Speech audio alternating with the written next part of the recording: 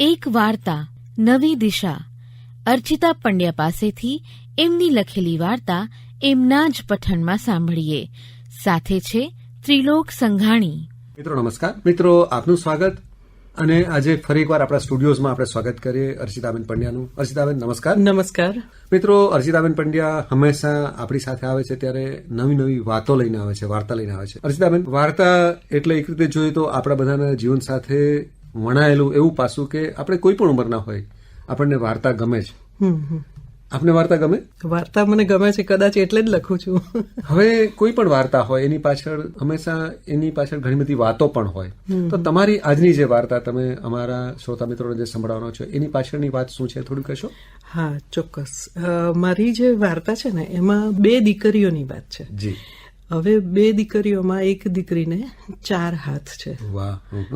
એમાં મેં એવી કલ્પના કરી છે કે ભગવાને એને પહેલેથી 4 હાથ આપ્યા છે. એ ઉપરાંત એક બીજું મારું કહેવાનું એ છે ધ્યેય કે એને કામ પ્રત્યે વધારે લગાવ છે અને કામ જલ્દી પૂરું કરે છે બીજા બધા કરતા. અને બીજી દીકરી છે એ પોતે ગાયિકા છે, એને ગાવામાં વધારે રસ છે. તો આમ ના થવું જોઈએ, પણ જનરલી ઘણી વખત એવું થઈ જતું હોય છે. કુટુંબમાં જે આઉટગોઈંગ છે, વધારે ટેલેન્ટેડ લાગતી હોય એ દીકરીને વધારે મહત્વ મળે છે. અને જે ઘરમાં રહીને કામ કરે છે એના ભાગે બધાને એ જ અપેક્ષા હોય છે કે એ કામ કરે. એટલે એક રીતે જોઈએ તો સમાજની એક પાસું છે, એક પાસું તમે વ્યક્ત કર્યું છે.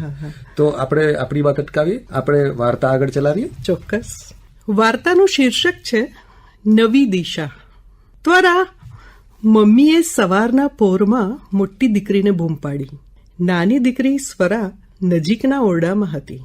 નામમાં સામ્યતા હોવાને લીધે કે પછી મોટેથી ગીત ગાતી હોવાથી એને લાગ્યું કે મમ્મીએ એને બોલાવી. એણે રસોડામાં ડોકું કર્યું. શું કામ હતું મમ્મી? તારું કઈ કામ નથી એટલે તે બોલાવી નહીં? ત્વરાનું કામ છે, એને મોકલ. મારે ઉતાવળ છે. કચોરી કરવા તુવેરો ફોલવી છે. એને ભગવાને 4 હાથ આપ્યા છે. એ જલ્દી કામ કરશે. કટોકટી હોય ત્યારે તો એનું જ કામ.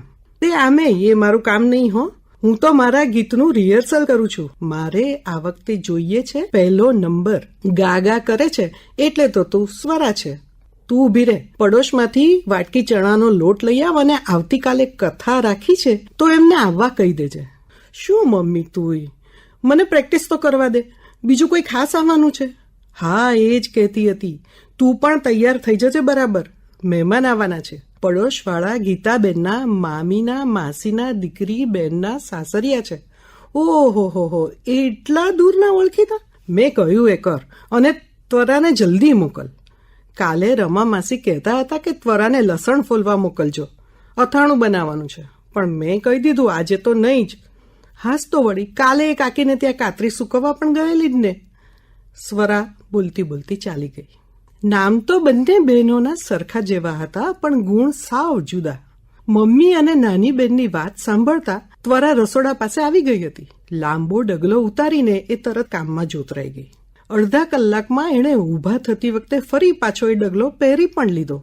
જે દિવસમાં ઘણી વાર ઉતરતો પણ મૌનનો અંચળો તો એની સાથે જ રહેતો. ભાગ્યે કોઈ માંગણી કે અનુભવ વિશે વાત કરતી. ત્વરાનું જીવન એટલે પાયાનું કામ. જશ મળે એવી કોઈ પ્રવૃત્તિમાં એ સામેલ જ ના થતી. કામ કરીને એટલે કે છાશ વલોવીને છૂટી. માખણ કોઈ બીજા ઉતારે.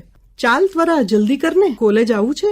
સ્વરાએ બૂમ પાડી. ત્વરા એની ઓળખાણ સમાન એક ડગલા સાથે બહાર આવી. હાથ ઢંકાય એવું આ પહેરણ બહાર તો એ ઉતારતી જ નહીં, કારણ એને 4 હાથ હતા. અજાણ્યા લોકોમાં કોઈ વાર એ ચૂડેલ હોવાની શંકાનો ગણગણાટ પણ પેદા કરતું. ટીકા, ચર્ચા કે કુતૂહલવાળી નજરથી દૂર રહેવા સંકોચવશ ત્વરા ઘરમાં વધારે રહેતી. આવા વેશ કાઢ્યા વગર તારે ચાલે નહીં.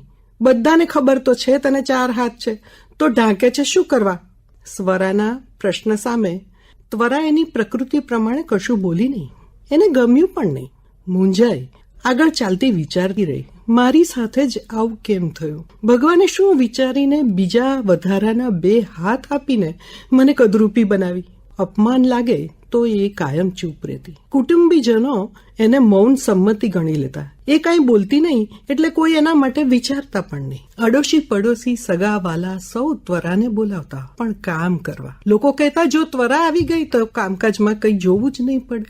પ્રશંસાઓનો વરસાદ હતો, પણ અપેક્ષાઓના કાંટા પણ ઉગી નીકળી એને વાગતા. અત્યારે તો એ રાજી ખુશીથી કામ કરી આપે છે, પણ ક્યારેક આમાંથી છૂટશે કે નહીં એવા વિચારો એને વલોવી નાખતા. એક જ ઘરમાં બે અલગ પરિસ્થિતિ. એક છોકરીને 4 હાથ હતા, એટલે એના તરફ સગાઓની અપેક્ષા વધતી, અને સ્વરાની કલા લોકોને મનોરંજન આપતી, એટલે સૌની લાડકી બનતી. હદ તો ત્યારે થઈ જ્યારે ત્વરાને જોવા એક કુટુંબ આવ્યું. ત્વરા મોટી હતી એટલે વાત તો એની જ ચાલે, પણ સ્વરા જોઈને જ ગમી જાય એવી હતી, એટલે એની જોડે વાત પાકી થવા લાગી. પણ જ્યારે એ લોકોને ખબર પડી કે ત્વરાને 4 હાથ છે, ત્યારે એમણે પસંદગી બદલી નાખી. મૂર્તિયાના મમ્મી એના કાનમાં બોલ્યા, આવી વહુ ક્યાં મળે? ઘરનું બધું કામકાજ ચપટીમાં કરી નાખશે અને બહાર જવાનું તો નામ નહીં લે. છોકરાના ઘરવાળા બધા આ ચર્ચામાં સાર જોવા લાગ્યા. આ ગુસપુસથી ત્વરાના માતા પિતાને હાશ થઈ. આવેલા મહેમાનોની વર્તણૂક બદલાઈ ગઈ. એમણે ત્વરા જોડે દીકરાનું નક્કી કરી નાખ્યું. લગ્ન પણ લેવાઈ ગયા. સ્વરા એ તો એના જીવનમાં જ ખુશ હતી, અને ત્વરા માટે સાસરું એટલે કંઈ નવું નહીં. જે પિયરમાં ચાલતું એ બધું અહીં સાસરીમાં ચાલવા લાગ્યું. એના કામના વખાણ થયા, પણ સાથે સાથે અપેક્ષાઓ અનેક ગણી વધી ગઈ. સતત બમણું કામ કરતી ત્વરા ક્યારેક થાકી જતી, પણ એની માંગ સમાજમાં બહુ વધી ગઈ. રોજે રોજની એપોઇન્ટમેન્ટ નક્કી થવા લાગી. એમ કરતા સાસરિયા દ્વારા એ રૂપિયા લઈને પણ કામ કરશે એવું નક્કી થયું. એ પછી માત્ર રસોઈ નહીં, પણ કંકોત્રી લખવાનું, બોક્સ બનાવવાનું, શાક ફોલવાનું, કચોરી ભરવાનું, હાથ વડે જે કામ થાય એ કામના ઓર્ડર એને મળવા લાગ્યા. ઉતાવળથી જે કામ જોઈએ એ એક મેન પાવરમાં મળી જતું હતું. ત્વરા કામ કરે એટલે જાણે જાદુ થાય. સાસરી પક્ષના એક ઉત્સાહી વ્યક્તિએ તો એનો 4 હાથે ઝડપભેર કામ કરતો વિડીયો વાયરલ કર્યો અને ત્વરાને ફેમસ બનાવી દીધી. ત્વરા અંતર્મુખી હતી. એના જીવનની આ ઘરેડ એને કંટાળો આપવા લાગી. વધુમાં એને ખ્યાલ આવે કે લોકો એને નહીં પણ એના કામને ચાહે છે. ત્યારે એને વિચાર આવ્યો કે એનું અસ્તિત્વ શું? મદદરૂપ થવું અને આમ અપેક્ષા સંતોષ્યા કરવી એ અલગ વાત છે. પતિ કે સાસરિયાએ એને વધુ સારી જિંદગી ના આપી. કોઈ એને પૂછતું નહીં કે એને શું ગમે છે કે શું જોઈએ છે. બીજા બધા તો ઠીક, એનો પતિ પણ એને કામ કરતી રોબો જ સમજતો. આમે કોઈ પૂછે તો પણ ત્વરાને પોતાને ક્યાં ખબર હતી કે આ જીવનથી અલગ પ્રકારનું કોઈ જીવન હોઈ શકે. એને પોતાના ગમા અણગમાનો પણ ખ્યાલ નહોતો, પણ એક વિચાર એને આવતો, આ દુનિયામાં મારા વિશે વિચારવા વાળું કોઈ છે ખરું? એના હૃદયમાં અવાજ થયો. એક દિવસ કંટાળીને નીકળી પડી. એને જે રસ્તો દેખાયો એની પર ચાલવા લાગી. એણે ચાલ્યા જ કર્યું. 4 હાથ ઢાંકવા એણે મોટી શાલ ઓઢેલી અને કોઈ ઓળખે નહીં એટલે મોં ઢાંકી દીધેલું. અંતે દૂર એક મંદિરમાં પહોંચી. થાકને લીધે એ ઢગલો થઈને પડી. એણે થોડા કલાકો પગથિયા પર જ કાઢ્યા. ત્યાં તો આરતીની ઝાલર વાગવી શરૂ થઈ. ત્વરા એમાં એક ધ્યાન થઈ. ભીડમાં રસ્તો કરતી એ પહોંચી છેક આગળ. ત્યાં મા કાલીની મૂર્તિ જાણે એને સ્મિત આપી રહી હતી. એ દર્શન કરતી ત્યાં જ ઊભી રહી. માના નયનોના અમીને એ અપલક પીતી રહી. એની નજર માતાજીના અન્ય હાથ ઉપર ગઈ. માતાજી પોતે તો અષ્ટભુજાળી છે. માતાજીનું કંકુ લઈ એણે કપાળમાં ચાંદલો કર્યો અને શાંત થયેલા મનથી એ બહાર આવવા લાગી. ત્યાં એણે જોયું કે એક બાઈ આરતીની થાળી અને પ્રસાદ પાળી ઉપર મૂકી આસ્થાપૂર્વક સાષ્ટાંગ દંડવત નમન કરતી મંદિર નજીક આવતી હતી. એનું બાળક ડગલા ભરતું એની બાજુમાં ચાલતું હતું. અચાનક ત્વરાનું ધ્યાન ગયું.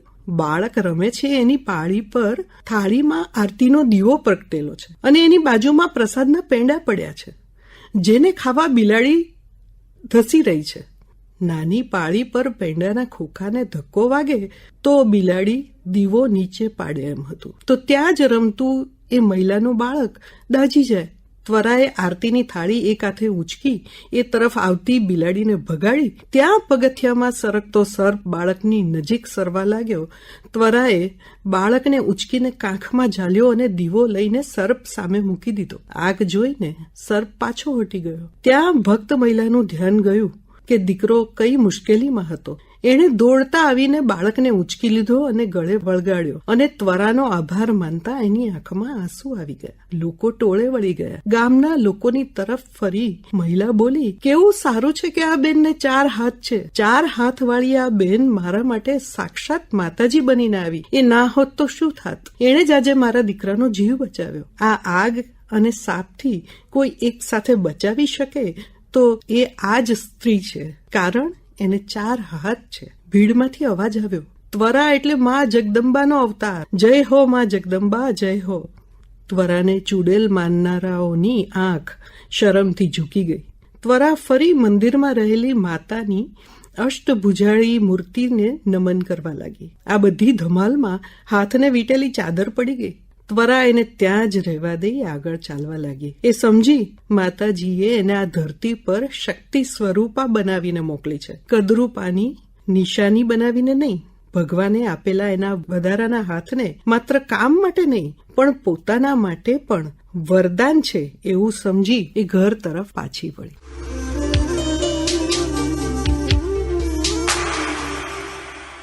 આપ સાંભળી રહ્યા હતા અર્ચિતા પંડ્યાની વાર્તા નવી દિશા. એમની સાથે વાતચીત કરી રહ્યા હતા ત્રિલોક સંઘાણી.